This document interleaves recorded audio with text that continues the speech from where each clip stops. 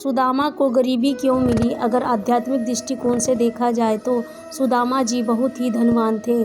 जितना धन उनके पास था किसी के पास ना था। लेकिन अगर भौतिक दृष्टिकोण से देखा जाए तो सुदामा जी बहुत ही निर्धन थे।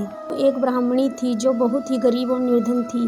भिक्षा मांगकर जीवन यापन करती थी। एक समय ऐसा आया कि 5 दिन तक उसे भिक्षा नहीं मिली। वह प्रतिदिन पानी पीकर भगवान का नाम लेकर सो जाती थी। छठवें दिन उसे भिक्षा में 2 मुट्ठी चना मिला। कुटिया पे पहुँचते पहुँचते रात हो गई। ब्राह्मणी ने सोचा कि अब तो यह चना रात में नहीं खाऊंगी, प्रातःकाल वासुकी देव को भोग लगाकर तभी खाऊंगी। यह सोचकर ब्राह्मणी ने चनों को कपड़े में बांधकर रख दिया और वासुकी का नाम जपते जपते सो गई। ब्राह्मणी के सोने के कुछ देर बाद चोर चोरी करने के लिए उसकी कुटिया में आ गए। इधर उधर बहुत ढूंढा, चोरों को वही चनों की पोटली मिली। चोरों ने समझा कि इसमें सोने के सिक्के हैं। इतने में ब्राह्मणी जग गई और शोर मचाने लगी। गांव के सारे लोग चोरों को पकड़ने के लिए दौड़े। चोर वही पोटली लेकर भागे।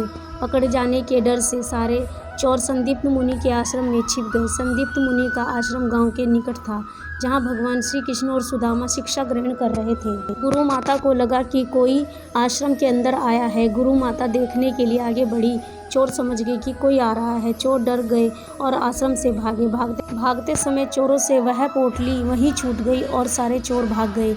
इधर भूख से व्याकुल ब्राह्मणी ने जब जाना कि उसकी चने की पोटली चोर उठाकर ले गए हैं तो ब्राह्मणी ने श्राप दिया कि मुझ दीनहीन असहाय के जो भी चने खाएगा वह दरिद्र हो जाएगा। उधर प्रातःकाल गुरु माता आश्रम में झाड़ू लगाने लगी। झाड़ू लगाते समय गुरु माता को वही चने की पोटली मिली और गुरु माता ने पोटली खोल के देखी तो उसमें चने थे। सुदामा जी और श्री कृष्ण भगवान जंगल से लकड़ी लाने जा रहे थे। रोज की तरह गुरु माता ने वह चने की पोटली सुदामा जी को दे दी और कहा, बेटा जब वन में भूख लगे तो दोनों लोग वहाँ चने खा लेना। सुदामा जी जन्मजात ही ब्रह्म ज्ञानी थे। ज्यों ही सुदामा जी ने चने की पोटली हाथ में ली, ज्यों ही उन्हें सारा रहस्य मालूम हो गया। सुदामा जी ने सोचा कि गुरु माता ने कहा है कि यह चने दोनों लोग बराबर बांटकर खाना, लेकिन यह चने अगर मैंने त्रिभुवनपति श्री कृष्ण जी को खिला दिए तो सारी सृष्टि दरिद्रहीन हो जाएगी।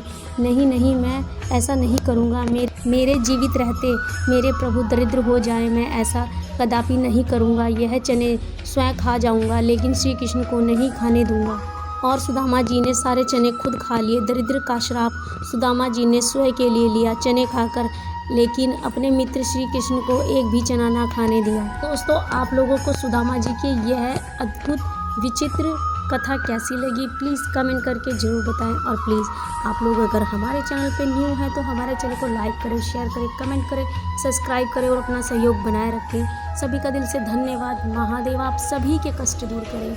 हर हर महादेव। और कमेंट बॉक्स में जय श्री कृष्ण अवश्य लिखें। सभी का दिल से थैंक यू, धन्यवाद।